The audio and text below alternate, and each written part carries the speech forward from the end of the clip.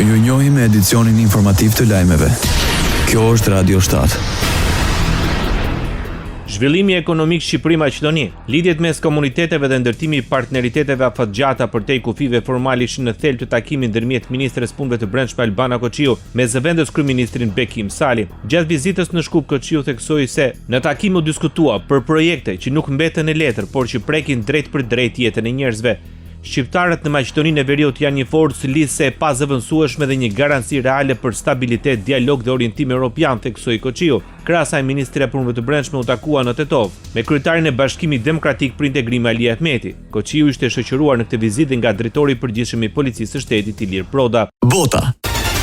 Presidenti i Shteteve të Bashkuara të Amerikës Donald Trump deklaroi për arritjen një marrëveshje me presidentin rus Vladimir Putin për një pushim një javor në Ukrainë. I personally asked President Putin not to fire into Kiev and the various towns for a week, and he agreed to do that. And I have to tell you, it was very nice. A lot of people said, don't waste the call, you're not going to get that. And he did it, and we're very happy that they did it. E kërkova personalisht nga Putini që të mos hap zjarr drejt Kievit dhe qyteteve të tjera për një javë, duke marrë parasysh temperaturat ekstreme të ftohta. Ai pranoi ta bëjë këtë, deklaroi Trump, ndërsa i dërguari i posaçëm i Shteteve të Bashkuara të Amerikës për Ukrainën, Steve Witkoff, bëri të ditur se marrëveshjet për sigurinë dhe prosperitetin janë në një fazë të avancuar. Bashkimi Evropian shpalli zyrtarisht Gardën Revolucionare të Iranit, organizatë terroriste. Vendimi u konfirmua nga shefja e diplomacisë së BE-s Kaja Kallas pas mbledhjes së ministrave të jashtëm të vendeve anëtare.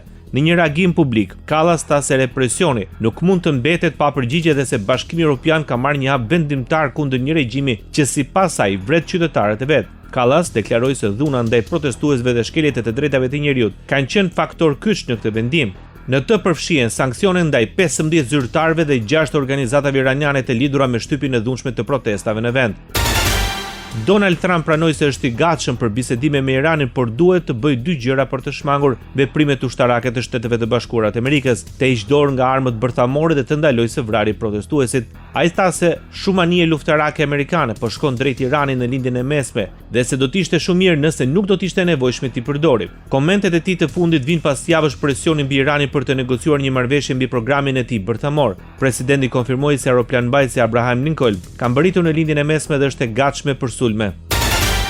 Ministri i jashtëm i Iranit Abbas Araki tha se forcat armatosura ishin në gatishmëri për t'u përgjigjur menjëherë dhe fuqishëm çdo agresioni. Përgjigjja e Iranit erdhi nëpërmjet misionit të tij në Organizatën e Kombeve të Bashkuara, i cili shprehet pro dialogut, por duke kërkuar atë që i quhen respekt të ndërsjellët, përndryshe do të përgjigjet si asnjëherë tjetër. Situata në Iran ndërkohë është tragjike për javësh. Bilanci i përplasjeve mes civilëve dhe agjentëve iranian të sigurisë sipas Human Rights Activist News Agency u përkeqësua duke shkuar në 6221 të vdekur në protesta, por numri mund të jetë frikshëm i lartë se kaq. Revista Time, e cila citoi 2 zyrtarë të lartë të Ministrisë Iraniane të Shëndetësisë, raportoi të hënën se rreth 30.000 persona mund të jenë vrarë.